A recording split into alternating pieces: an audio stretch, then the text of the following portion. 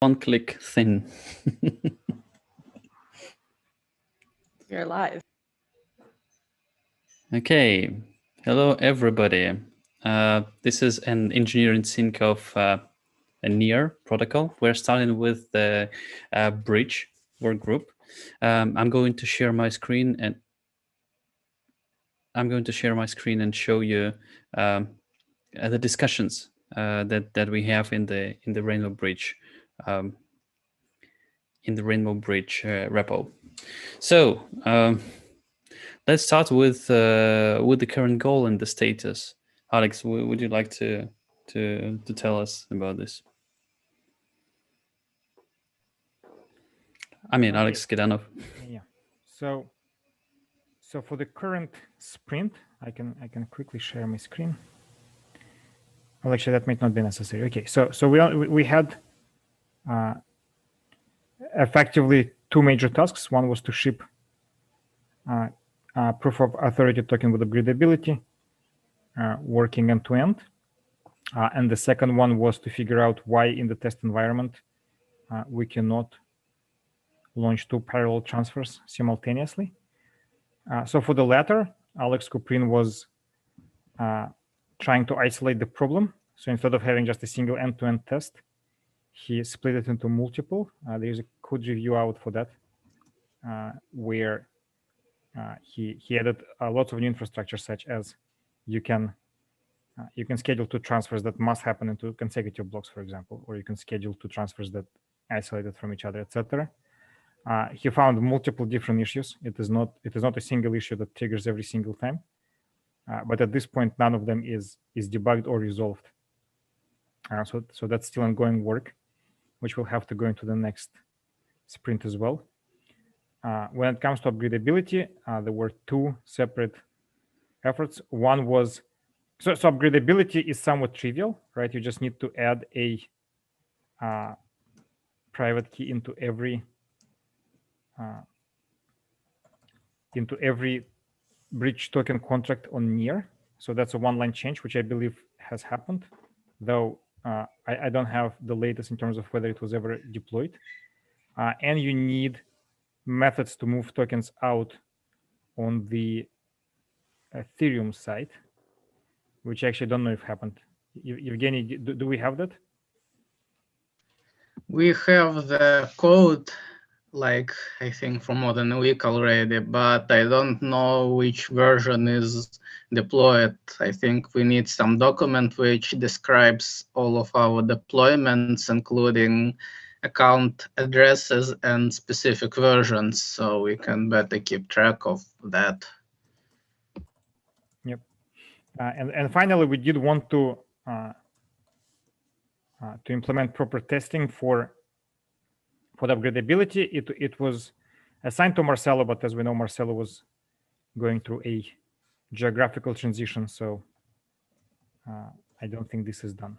So this will also have to move to the next sprint. Okay. Then we can go to the weekly update. So maybe Alex, you can continue with about the things that you were focusing on during this week. So I was working. I was not doing anything bridge related this week. I was fully in the. I was debugging some issues on the chain. So my update is pretty much empty. Okay, Eugen. I was working on the proof relayer for the new version of the bridge. I think I'm close to being able to test the code, but to test it with the real NEAR node, I need the RPC API to get the receipt by ID. I think Vlad Frolov can tell when it's going to be implemented. Vlad. Yeah, if I can jump into right here. Yeah, please do. I still haven't clarified what exactly you want to get. Either you want to get the receipt or you want to get the execution outcome.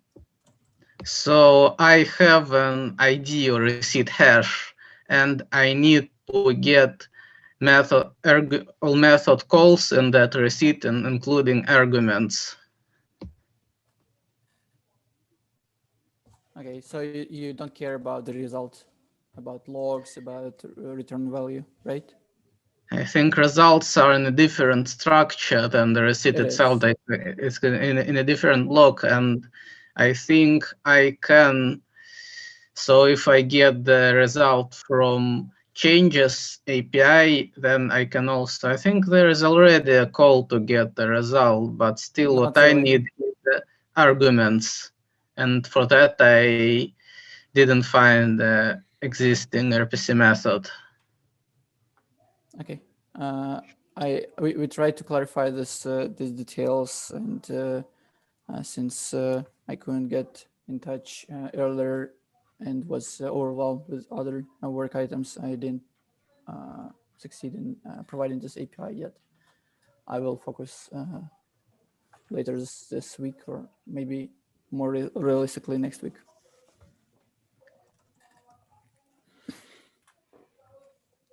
Okay. Can I? Maybe this is stupid, a stupid thing, but maybe can I raise once again the question whether we need to do the new version of the bridge? Evgeny, are you talking about this version that you were like proposing in the Google Doc? Yes, I am talking about the new version that I'm proposing in the Google Doc. So it has multiple changes, but the result of that, it would be much cheaper to run the bridge and to use the bridge. So for this proof relaying part, will make it much cheaper to use the bridge, because currently you need like hundreds of thousands of gas to verify a single proof on Ethereum side, and in the new bridge it will be much cheaper. What do you think about the 431 issue that the CLI fails to distinguish? Like fails to actually to continue the transfers. Maybe we need to focus on this.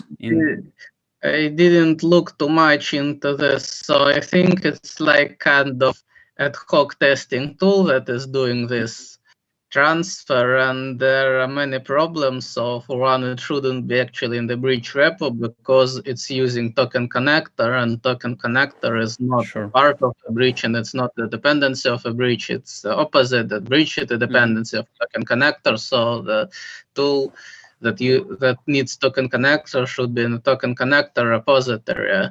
And well, from the discussion, I've read that it chooses like a random file name for each invocation.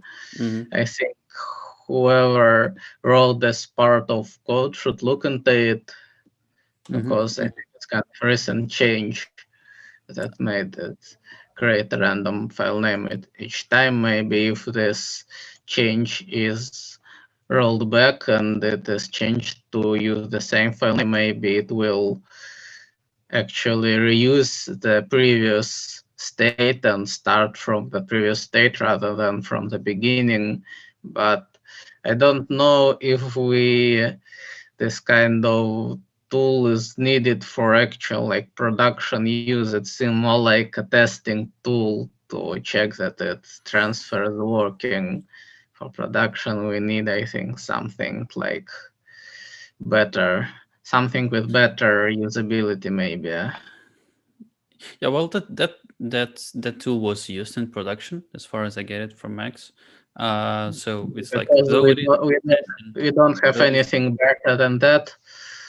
Yeah, yeah. Well, okay. Let's discuss let's not like deviate too much right now, but let's clearly discuss the priorities, because especially for since the new quarter is in front of us, let's discuss the priorities for the new quarter. Yeah, and maybe like prioritize some specific stuff, because well, from my point of view right now, putting too much efforts into the well, depending obviously on the size, or on the size of the new bridge development. If it is not that big, then maybe we can do that. But if it is big, we're clearly okay with the funds that we are spending for the block for the header layers at the moment. So why not to continue with it and maybe improve it a little bit later? So But I let's- think that Evgeny wasn't referring to the proof cost. It was, sorry, not the header cost, but the proof cost, which is like more than 100,000.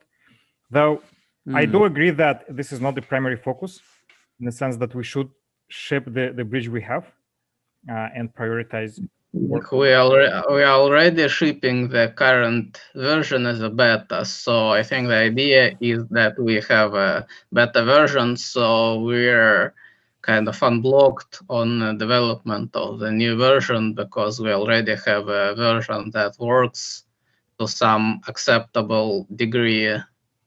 So that's not the goal. The goal is not to have a version that works to acceptable degree. The goal is to have a production-ready version that works to the degree that we can remove POA and ship it to the masses.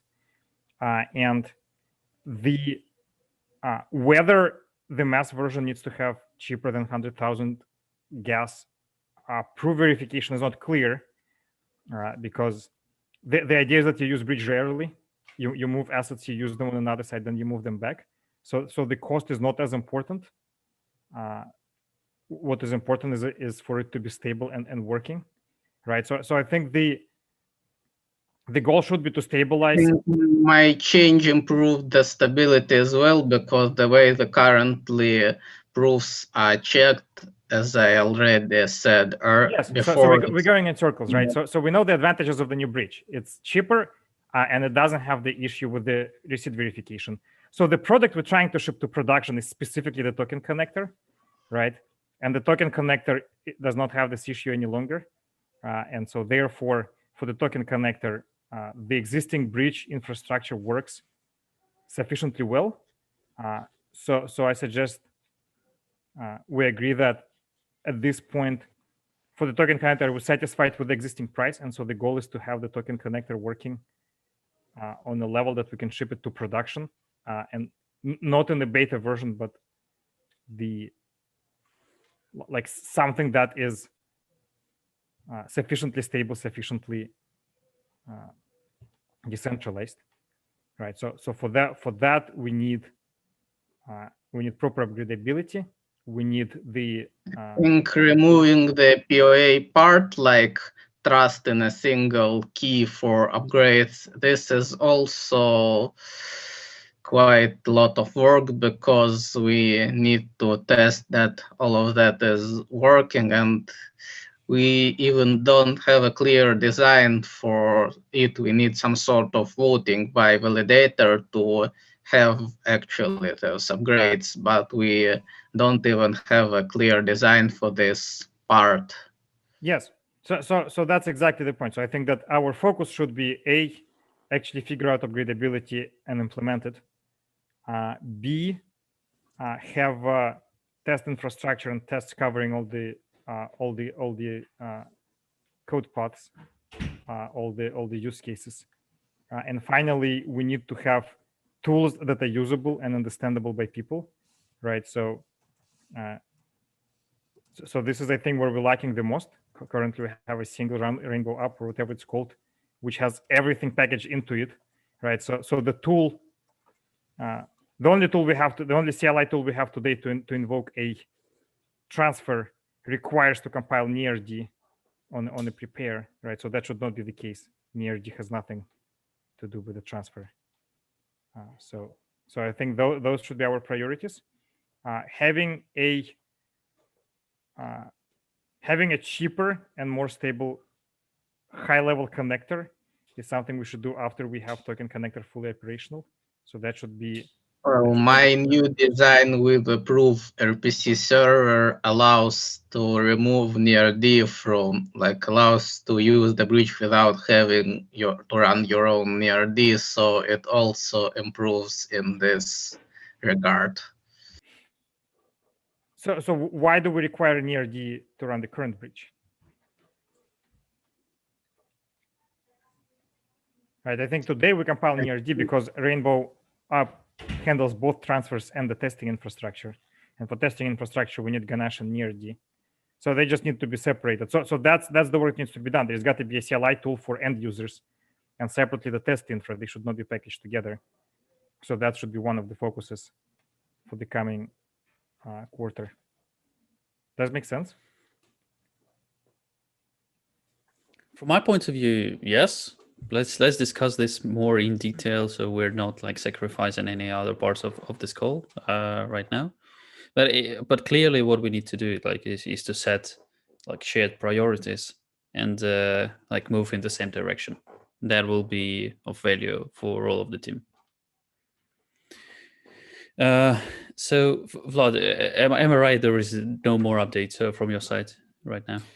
Well, not as in a form of update, but I still wanted to mention that that issue was, we had this discussion with you and with Alex Kuprin as well. It definitely belongs to the testing infrastructure that script that this issue refers to. We may fix it, but as we discussed with you personally, is that probably it seems like it's not worth improving the script for the sort of end users, and instead focus on your ideas of like splitting the whole process into stages and like expose them through lower level steps specifically to achieve the goal, enabling our beta testers with the right tooling they can experiment with, instead of just running one single magic command, which is well working, but what kind of test scenario is that? So that's why I was under assumption that that issue should not be fixed. If it's otherwise, we need to make it clear. Yeah, so that's, yeah, absolutely. Yeah, I'm on the same page with you here. So if we are like fixing 432, then we do not need to fix 431. Okay, Chad, maybe you can update us also on the front end side. Yeah, so I have not had a lot of time to work on the bridge in the past couple of weeks, been pulled in other directions, but then my update is that I have had some good discussions about what we would need to add to Near API.js in order to make a Rainbow Bridge consumer library that works in both the browser and the and in a CLI setup on a server.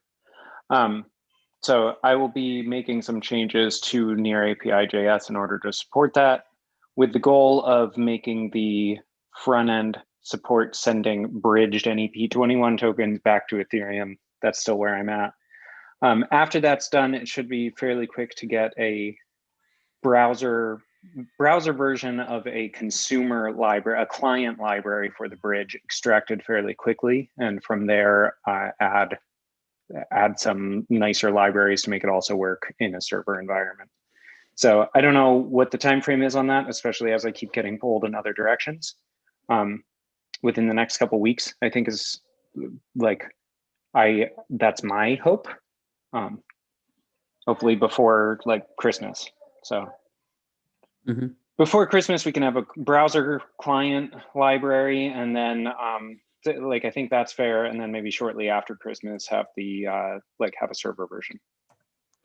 One thing I did want to call out, there's also the way that I'm going to be modifying Near API.js is going to make it easier to know what happened when you get redirected to Near Wallet and then you end up back at the app. You need to figure out what happened with that transaction. There is no way, if like the user's browser crashes in the middle of that and they lose their local storage, there's no way to query transactions right now against a contract. That would be something we would have to add to the indexer. So I think this might go to the conversation. I didn't completely follow the conversation earlier between Evgeny and Vlad, but it seems like, I don't know if we would add it to the RPC or if this is more of like a, in the longer term, we need to think about how to add this to the indexer or the Explorer, like add an Explorer API in order to make the. It's yeah. Well, if you can you clarify what exactly you want to query? What inform you have? Yeah, what right you now, expect? if you're working on the server environment, the code that we have for sending back right now fires a transaction, the withdraw transaction against a specific bridge token, and then it inspects that transaction. So it looks at the transaction receipts, the transaction outcome receipts, the receipt outcome receipts, and kind of figures out like, yeah, exactly what happened in that transaction. You need a way to get that same info once you're back at the app after it redirects to Near Wallet. So the app itself in the browser tab doesn't have access to that transaction anymore, so you can just query it. So we'll be able to like, I think there's a way to add it in local storage so that Near API JS can deal with it. But if the user's browser crashes, there should be a robust way to like refigure out what queries, what transactions this user sent to this given contract. And right now, I don't think we have a way to do that. Yeah, it's clearly indexer part of work. It should Yeah. be in your core. Yeah, and actually- we are working on like defining what are the ways we want to expose the data we currently collect for in the indexer through indexer for Explorer and Wallet. Right now, it's sort of internal API style of communication, but we'll figure it out. So that's why Yeah. I ask. Specifically. I'm not blocked on it right now, but that's exactly the discussion that I want to make sure I follow for like the evolution of the Near client or the Rainbow Bridge client library. Mm-hmm. Gotcha. Yeah, in general, Chad, I would like to add here that, like, once we are going to complete our work with Corwin on the front end, I believe we would understand more about what type of like backend parts of the app we would need to have, and whether the indexer is covering all of the needs of it. Because if not, maybe it would be just simpler to develop a simple backend that is going to have a simple database, and that's it. Yeah, I mean, we'll know more about what kinds of things we want, but we will still need this either way. Sure. So, yeah. Sure. Okay, a really short update from my side. Some partner calls. I was developing the roadmap, and everyone. I have shared the link with in some general chats. I'm going to duplicate it once again. So just some high level things about the bridge roadmap. Also was doing the coordination with Vincent, the guy from the community who had already developed Wrap Near smart contract for us, and he started the development of the NFT connector. One major thing for him is that I would like to mention, I was already mentioning this, that he would probably need, well, not probably, but for sure he will need the testnet bridge operational, and many other people from the community, or at least a couple of them, were asking for the testnet bridge. So once we are going to solve our issue with Infura, and the mainnet bridge was going to operate with our full node, then we need to turn on the bridge on the testnet. Yeah, and that's it. The time's up. Any closing remarks?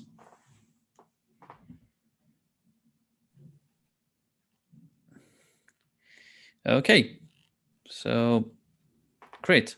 Then stay tuned, and the next people are going to be here. Thanks.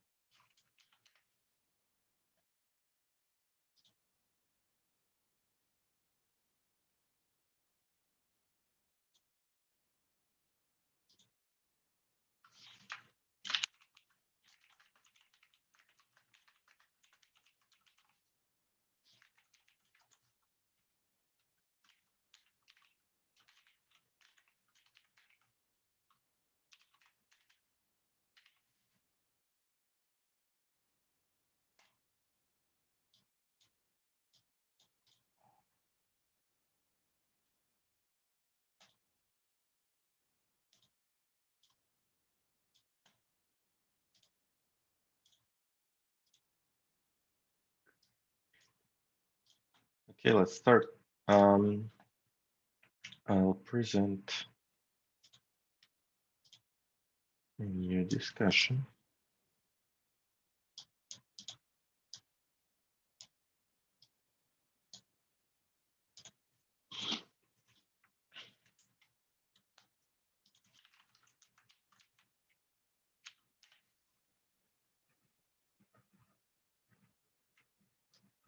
We'll copy down.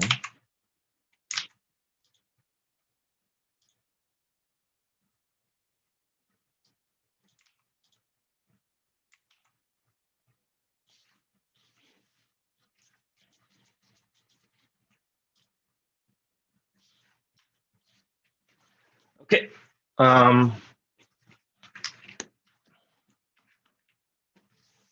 first thing is runtime. And what's happening on runtime? So Bo is out of the office this week, but he was working on fixing param estimator, and he fixed most or all storage metrics. And the idea here is storage is wasn't correctly estimated in the past.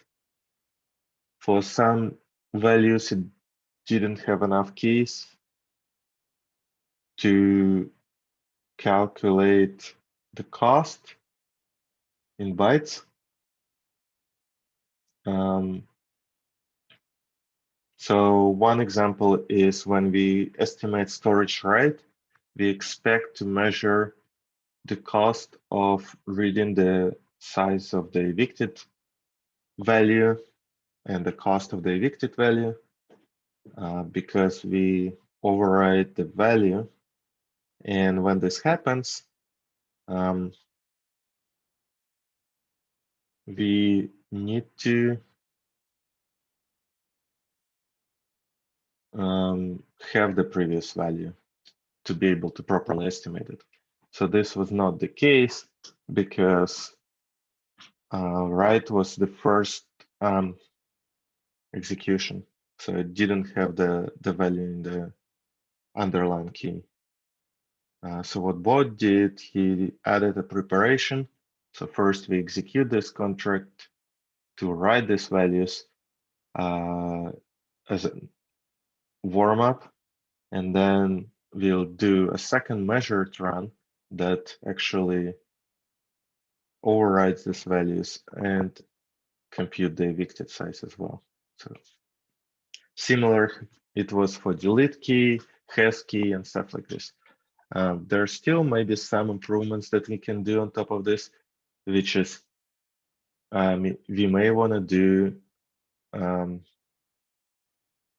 two runs, one without evicted keys and one with evicted keys, to estimate the cost of the write operation, not eviction. Because without existing keys, the write operation may be slightly more expensive than with the existing key because the pass already existed, so it might be cheaper. So we may want to grab the maximum of two. Let me put it there.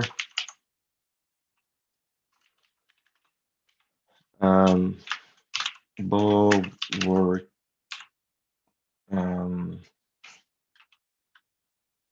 works on fixing param estimator.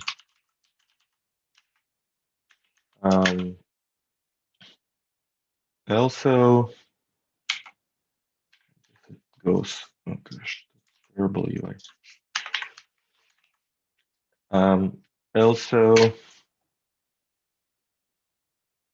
I started modifying the PR to upgrade this config and changing it to nightly feature. So the idea here is all new changes should go through nightly features first to make sure they work correctly. In case tests do not cover some, parts, but we actually gonna hit them on BetaNet. So it would be a good practice to make all changes. I think maybe even non-protocol changing features, but significant, such as, for example, disk cache. In the future, it would also have to go through a nightly feature. Routing storage of receipts and transactions.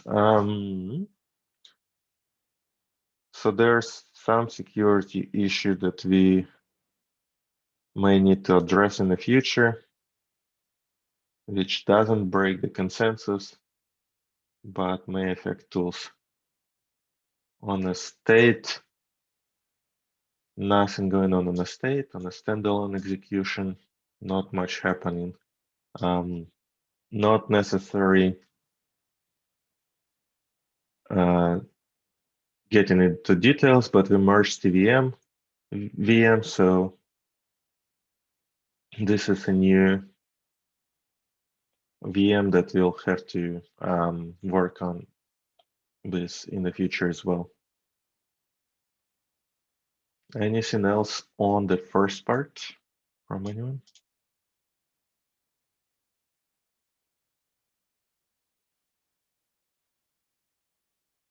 I guess we can put educational content in the applications. Okay, use cases from partners. And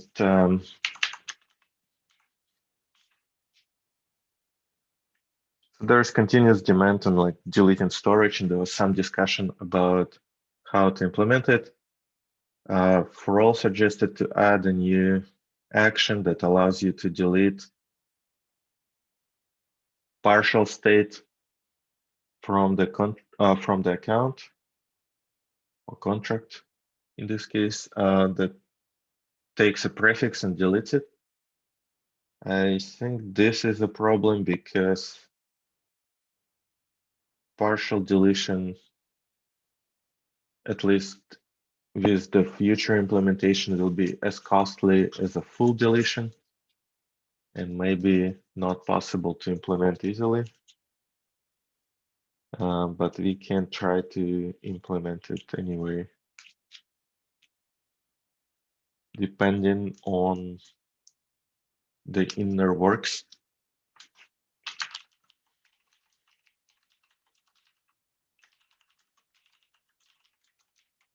Wait, what kind of deletion are you talking about? Like a prefix I of see. the keys. I see. So is the request to have a primitive that a host function that allows you to do this? Yeah, so you add a new action that is something like a state delete or delete state. Can take a prefix. I see. And then you execute it, and instead of deleting the entire account, it only deletes contract part. So full deletion is reasonable. Yeah. How would you even price the partial deletion? How do you estimate the fees? So the way you would do this is you would rely on garbage collection. Sure. But it's still not trivial, because when you're rebuilding a Merkle tree, so you can mark a node in a tree as deleted, which means all underlying keys will be deleted. The problem is we cannot really, maybe we can, rely on a garbage collection to delete underlying nodes eventually. So when we're rebuilding a trie at the end of the block, this is actually not a problem, because you just say, okay, all keys were deleted under this, and here's the new keys that were added under this root. So under this node. So you can have a versioning similar how like TurboGuess does it.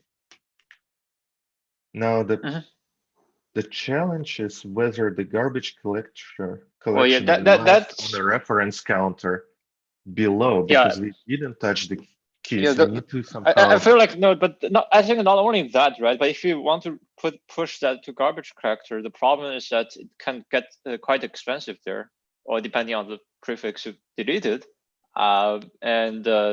You know, currently, or at least the current setup is not it's not very amenable to that because there is a time limit. We cannot spend too much time on the on running the garbage collection. Right, So- because it has to fit into the same Mhm. block, or like not or like similar time. Yeah. So yeah, that's a one challenging problem.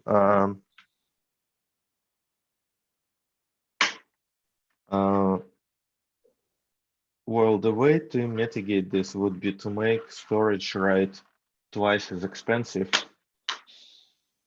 which would result in you cannot create more storage than the time you need to spend to delete the storage. So garbage collector can fall behind, but eventually it will catch up. I see. So you Not- want not the- okay. You want basically not the to best like solution. slowly. Yeah, it's kind of not. Yeah. But if it runs in parallel, Yeah, if it potentially runs you in can do this. parallel, then yeah, then I think that's reasonable. Full state deletion is similar to account deletion. So while account deletion is also mispriced because you can accumulate pretty large state and then try to delete it. So long as full state delete is also the last action of the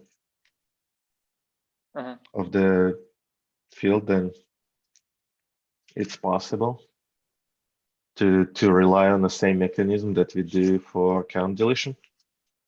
Eventually, we should Actually, price it in. what is the mechanism there, right? Is it? But so in the new try that just not there, right? You actually remove it in the new try, right? Yeah, you're basically iterating through all the keys and deleting them. Okay. So it's not an optimal solution. Right. And it relies on us having iterators too. So it's kind of doable. Like full state deletion is doable, similar how we delete the account. It just both of them kind of gonna be broken. Not only like account deletion gonna be broken. Right. So account deletion. Seems like we should address this problem sooner than later. Which is somewhat similar to partial deletion. While I don't want to go for prefix because it's saying we need to be able to have an order or some kind of way to do this. Like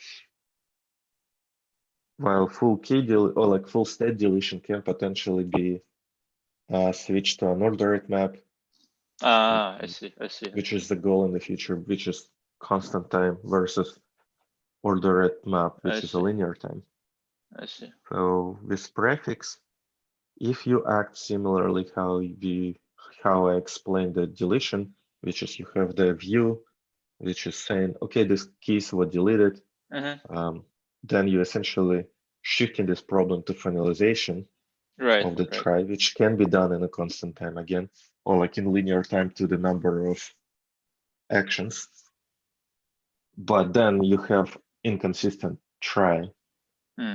So once you actually replace the try compute from logarithmic Merkle tree to something like what TurboGuess does, with just linear number of keys with like maybe disk views or something like this, where you don't really need to do this, then it seems like you may not really have an issue. And then you have a garbage collection that can do this smartly. Like you have a queue to collect instead of like I mean that figuring out the deletion. That seems to make the garbage collection easier. But then how is do they basically compute the route on demand? How is the route maintained then? No, well they still have a view, but it's not in memory view. They have partial view in memory, and then So they still maintain the And try, then you're saying. Right, they probably have it in database.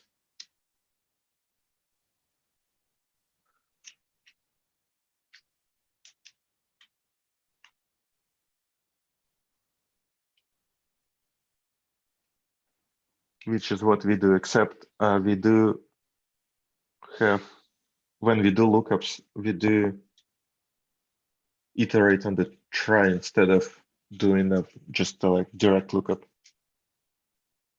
Mm-hmm. So if we do direct lookups instead, then we would not have this issue. So instead of maintaining persistent Patricia tree, they maintain only the final state, and then they maintain the difference to adjust from one tree to another, which is contains the transition with all the Merkle trees updated, so you can go back and forth. Well, yeah. I mean, this idea was brought up before, and when Alex told that to me, I said, how do you do challengers with that? And he said, well, we will figure it out. Well, challenges is not like they don't need to go far. They only need to go towards finalization, right? Well, the problem is, what do you final blocks are challenged, right? Like you, like you cannot say that you can only go back 3 blocks or something. Well, so in order to go back, it's actually pretty efficient because you just apply in linear time all the changes on a try. Right, but they could you can even build. Yeah, I mean, you can even build them in memory, which is a linear time of memory, which is super efficient. Like even like 1,000 blocks is going to be just 1,000 reads. So you take a current state, apply 1,000 merged in memory operations without writing them to disk. You have a view of a given block. It's faster than reading one key on us now. But if you have too many keys have changed during those blocks, then it could still be expensive to compute the root and.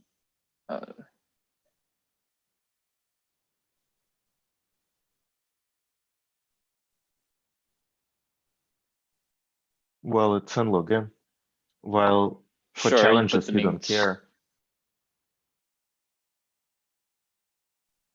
What do you mean by you have a full view? You have a full view in memory.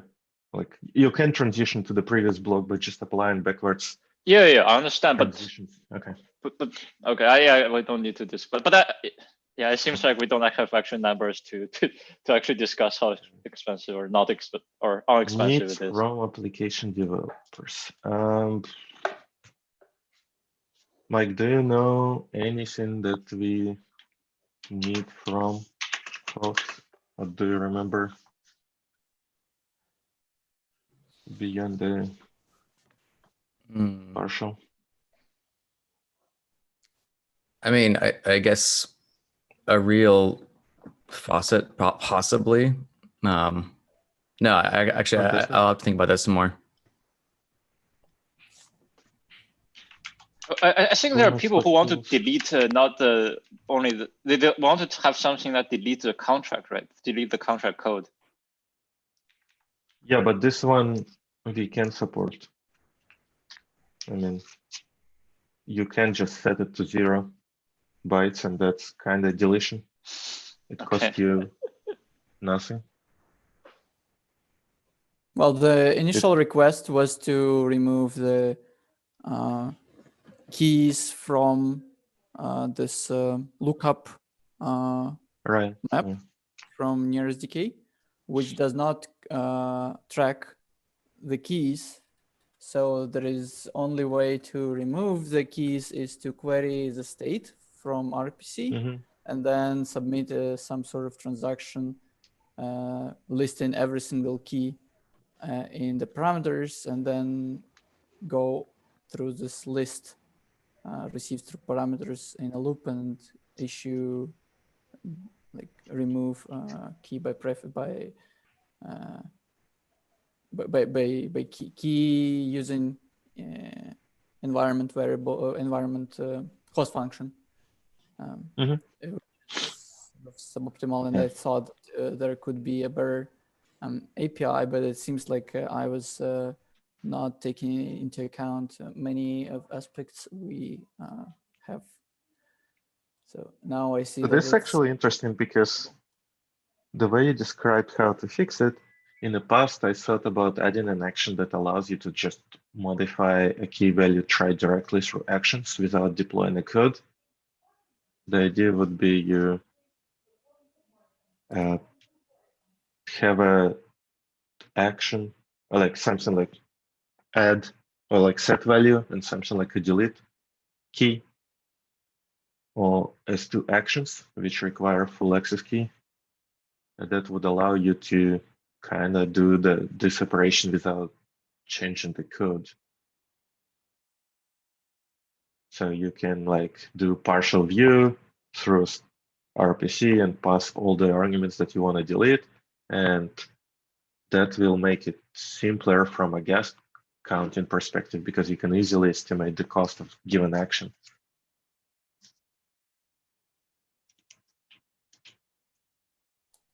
Well, I'm not a huge fan of adding even more host. This native actions. Mm-hmm. So It is a Yeah. It is a weird pain point to explain to developers that, especially if they change their contract in such a way that it mismatches state, that like the only way to fix that is to delete and remake. So I think that's where this is like coming from. There's part of it. Yeah, I think full state deletion actually makes sense. Even so, it's implemented same way as like account deletion. For now, we just need to price it properly. I have no idea how to price it. We can potentially do modification where both of them require to attach enough gas to cover deletion through fees. So we would simulate a contract deletion by like iterating on all keys and like calling delete on them.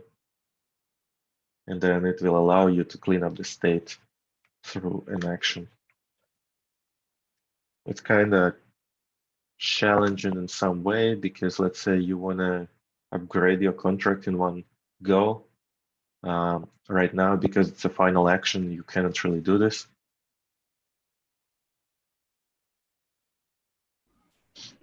I did think of something, by the way, Eugene, for possibly for application developer needs. I do think sooner rather than later, we're going to need the ability for people to query what the contract bytecode is, basically, so they can confirm, you know, yes, this person said they uploaded this WASM file, whether it's even a hash or the actual bytecode itself. I don't think we have an endpoint for that, and that's probably going to be important. So hash we do have through account state. So if you do near state, it gives you code hash. Code hash is it the SHA of the contract code? Yep. Mm-hmm. Okay, I didn't know that. Okay, thanks. But we don't have it on the like host level, so you cannot query. Oh yeah, So I think there are like a bunch of requests on the host functions to either like view account or to query whether some account we don't exists. have really like views. So the only way to get some info is to call a contract, which is suboptimal. Like you want to be able to query something potentially just for keeps. I don't know. Educational content. We recorded 2 videos in the last 2 weeks that we're gonna publish, and then 1 more video internally that will be converted to a documentation. So one of them is cross contract calls in Rust. So this is like a live coding session that explains promises, receipts, APIs in your SDK. And second, we did another episode of live contract reviews, which was about stake token, which was a contribution from Oyster Pack. So he's working on I don't know, they're working on a contract that that allows you to use existing pools, but at the same time, when you stake something through this contract, it basically delegates to the pool, but you get minted stake token for the given pool, and then you can trade this token. It acts like a fungible token. So it's still a way to go, but very cool idea and a good start in implementation.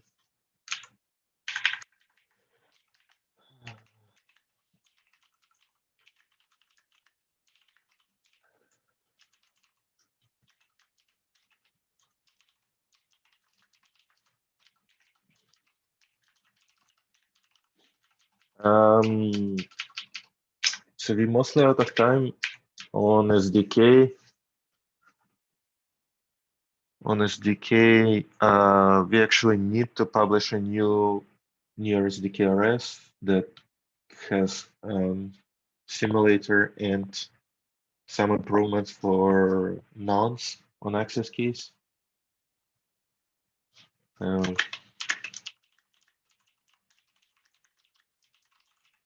It does has a bunch of improvements, such as init once, probably not merged yet, but it has log.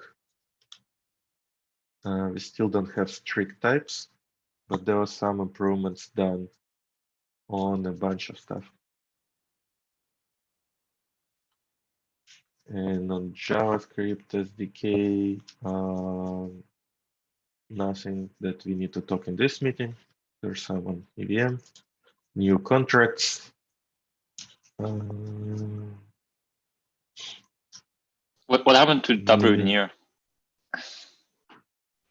It needs small changes, like refactor into multiple files, so you can separate the logic of W near versus fungible token, which is not 21. So it would be easier to review and make sure that fungible token logic is not changed. On standards, not much. We just need to finish the work on some of them, just discussions.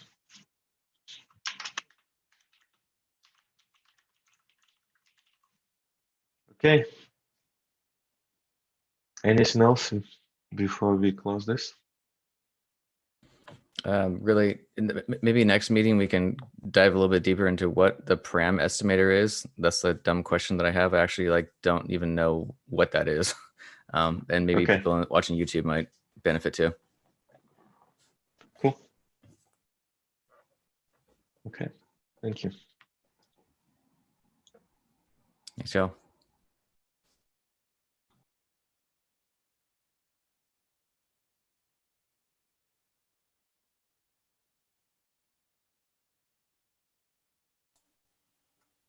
Let's have a few minutes break before we get into public node interfaces work group thing.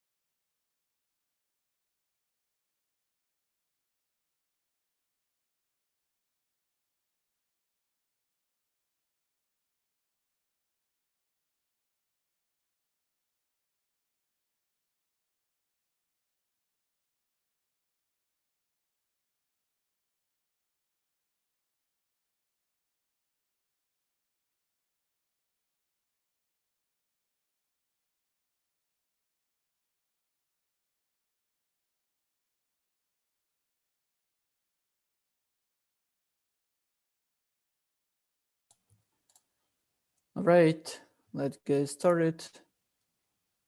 Let me share my screen.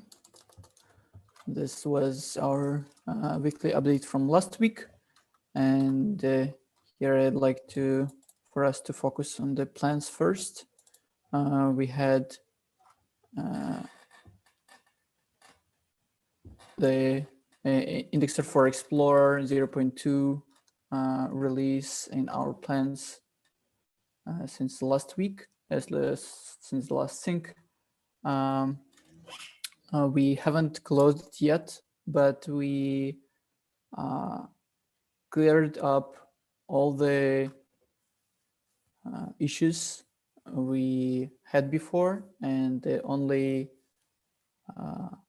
thing that we need to land is the account changes. Actually, I want to ask Bogdan to update on Indexer for Explorer, Indexer in general. So Bogdan, can you? Yep. Hey everyone. We're going to merge everything for 0.2 version of Indexer for Explorer like tomorrow. The last thing we need is merge everything related to account changes, which is based on state changes on the network. We're currently discussing some issue with the CI on the near core side to merge the pull request on the near core side, and everything is ready on the Explorer Indexer for Explorer side to be merged. Just waiting for this one. README updates and database schemes I've already done, and I'm waiting for PR to be merged just to create a new one. The only thing what will left after that is to squash all the migrations we've made so far into single one, as it will be like first good enough release for Indexer for Explorer. So we decided to squash all the migrations into single one. And that's all. We are good to go with 0.2. It's already proved itself on server side. So we're running it on for testnet and for mainnet. Both feels good. Both feel good. So and also it's like out of the plans, we were fixing the Indexer for wallet, especially for testnet today, just because protocol has changed and the wallet was a bit outdated. I mean Indexer for wallet, because we were jumping ahead with the Explorer one, and we hoped to finish it before this kind of situation, and unfortunately we had to update the wallet Indexer to live for a bit longer, and I guess after we will merge 0.2 tomorrow, we will be able to propose wallet team to migrate to the Indexer for Explorer. Correct me if I'm wrong, Vlad. Yeah, it seems to be accurate. I also wanted to bring more attention to the fact that the current mainnet and testnet deployments for Indexer for Explorer seem to be running at the tip of the network. Am I right, Bogdan? Yep. Yeah, so we synced them from Genesis. So every single block, chunk, transaction, receipt, execution outcome, account, access key is currently recorded. The only thing that is not recorded, and we will need to run the Indexer once again, but it will be just a background backfill style of workload is this account changes table that we've just added, and that once that is indexed and sitting in the database, I feel that we can essentially not only release this 0.2 version, but also call it 1.0. So I strongly believe that it will essentially our final step with Indexer for Explorer be like unless we like the next iteration would be to greatly optimize it and use only parts of near core instead of the whole near core to sync the data, but it's a whole different story. So the idea would be to re-implement the underlying indexer framework, but we are far from there. So let's not focus on it. Overall, yeah, I want to just mention again that it is a great effort from mostly driven by Bogdan to implement Indexer for Explorer and Wallet, maintaining it and keeping an eye on it while it was failing and producing unexpected results. It already helped us to identify some corner cases in near core itself, and we reported them to near core team.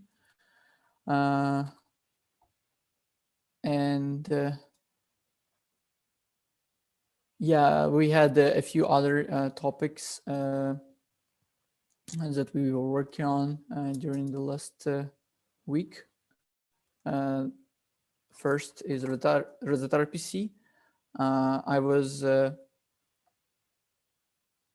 investigating the reported issues with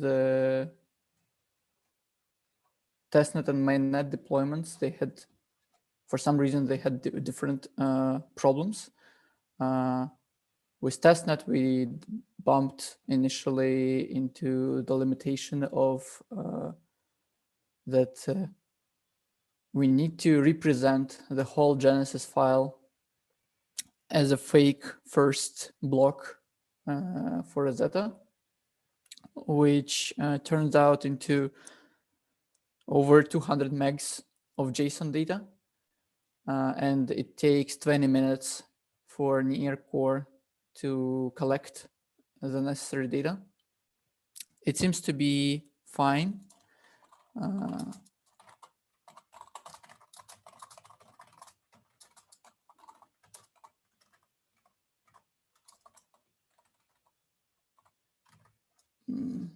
sec, sorry. Background.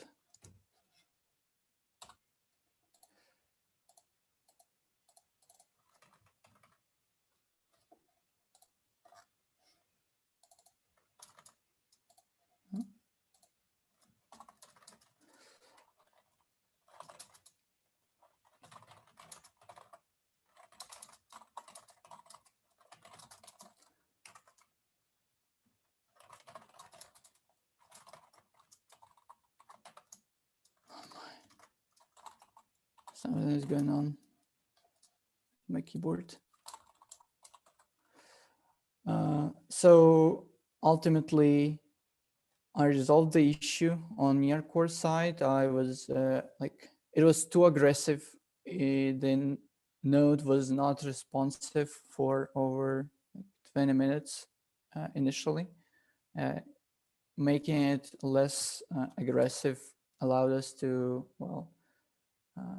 return the value in quite a long response time. I mean, 20 minutes. But given it's only one time query only for Genesis, our partners are fine with running it this way. Also, it's testnet related, so it's mostly fine. Another problem is that the Rosetta CLI itself is crashing. It cannot handle this much data.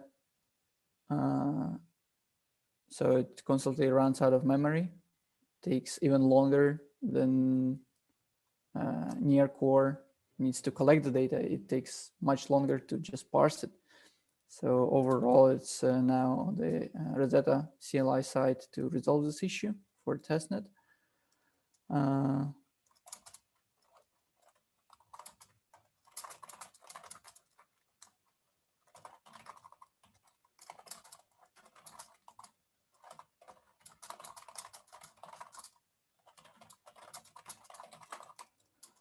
And on the mainnet, we observed that sometimes Node just stops responding to query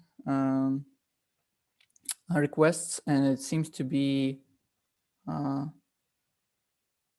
causing issues on JSON RPC as well. And we received a lot of feedback from other users that JSON RPC just starts returning timeout errors instead of regular expected outputs. Bowen has prepared some fix. I haven't had a chance to try it out yet. I will do this right after this meeting. Oh, to be clear, it's not actually a fix. It's not a fix. It's a test. Yeah. Yeah.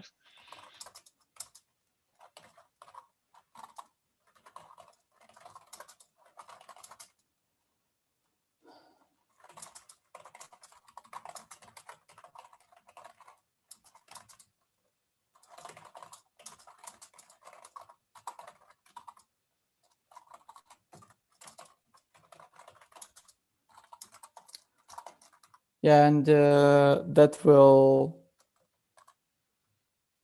resolve the issues on Rosetta and JSON RPC, hopefully in one go, because it seems like there is nothing specific to JSON RPC, or I mean to Rosetta RPC in this particular issue, which is the only blocker for mainnet adoption of Rosetta RPC so far. On JSON RPC, I haven't had a chance to implement anything, but I collected the inputs that we need to implement to expose receipt info by receipt ID, contract binary by count ID, and epoch information. So these three new endpoints are highly requested, and I will work on them during the upcoming days. Another project that I'm focusing on is Borsch. We refactored the main repo, which is here, into dedicated repos for each individual implementation. We currently have Borsch RS, Borsch JS, and Borsch J for Java. And the original repo will be our landing page to list the spec, and the web hosts the website, and reference all the implementation we currently have. And there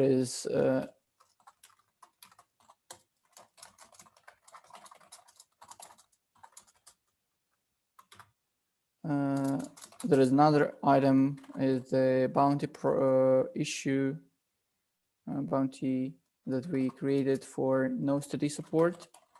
The pull request is there.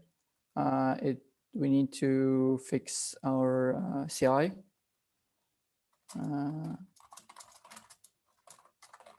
So I reviewed it. If anyone want to take a look at it, feel free to do this as well.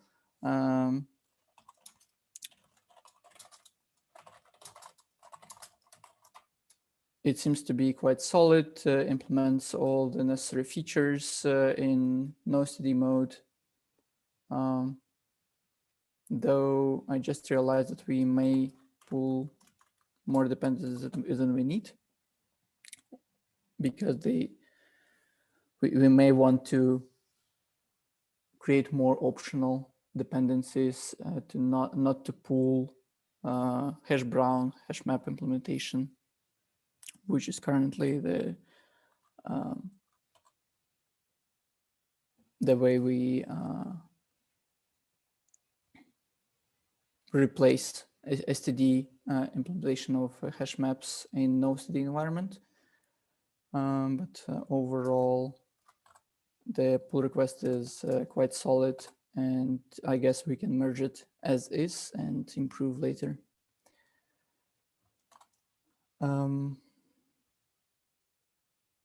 Yes, so we essentially started with the focus and gradually transitioned into plans. So let me rephrase those in terms of Question plans. Yeah, go ahead. on STD. Does it have a bit-tree map? It seems like bit-tree map is available with no STD or something, like some version of it. No? I haven't looked into it. I will double check. Like from Substrate, they usually use bit-tree map whenever possible instead of hash map for their like no STD versions. Anyway, yeah, we can check this later. Yeah, so there is only one pull request right now in this repo, and it still resides in Borsch repo. Once we merge this pull request, I will refactor this repo to be only a landing page. I don't want to interrupt our contributors' workflow and let them finish the pull request. Yeah, it's anyway. I will review it later. What we have in regards to bit-tree map. Yeah, if you have any questions, go ahead. I will list the plans here.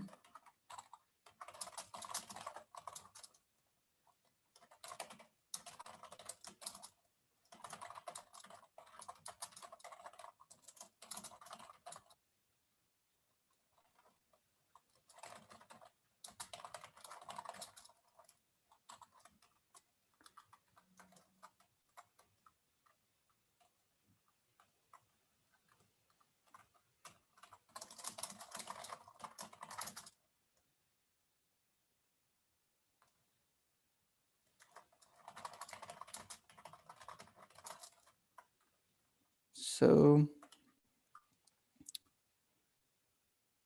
overall, there is a lot of things on our table, and we seem to be getting quite close to unblock a huge chunk of items for Explorer and Wallet and potentially Bridge usage with this indexer for Explorer release.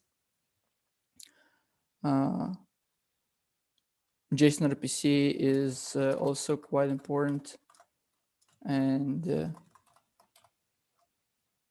it blocks quite a lot of use cases. So that's our current plan.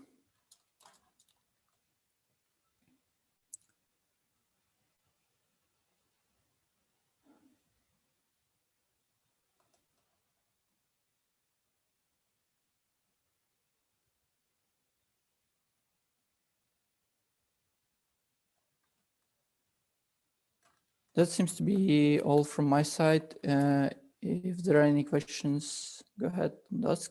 Otherwise, we can close this meeting, I guess.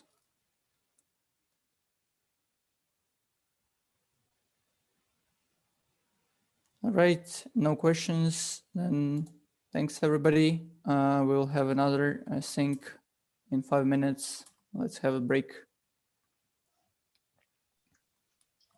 Bye. Nice.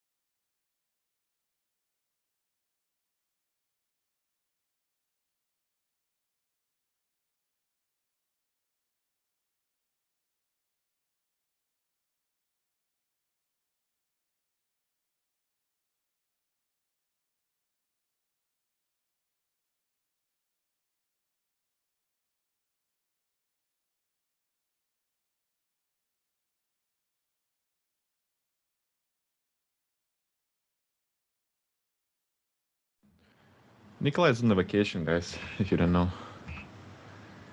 And Bo is also on vacation, so the contract runtime is not happening.